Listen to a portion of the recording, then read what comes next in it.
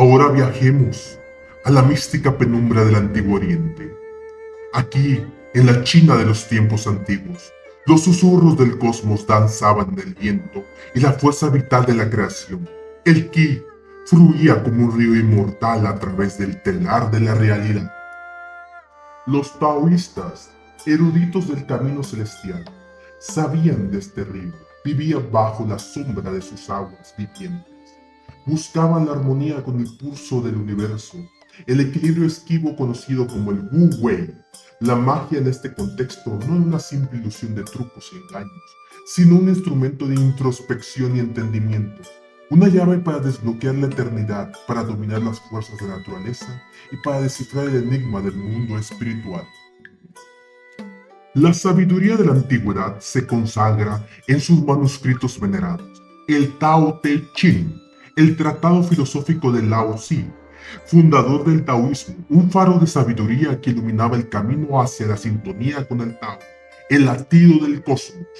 Luego el Xuanxi, la gran sinfonía de metamorfosis y la relación entre el hombre y la naturaleza, rebosante de parábolas de profundo misticismo y reverberaciones de lo mágico. Y el I Ching, el libro de los cambios, el oráculo ancestral que se deleita en la constante danza del yin y el yang, rompiendo los hilos del destino en la vastedad de sus patrones. Se dice que guarda conocimientos predecesores de las modernas matemáticas y ciencias de la computación. Los sacerdotes taoístas, guardianes de estos conocimientos sagrados, vivían en un equilibrio perpetuo entre la disciplina de la carne y la liberación del espíritu. Anclados en templos ancestrales, eran maestros de la meditación, alquimistas del eterio, consejeros de los afligidos y guías hacia la inmortalidad.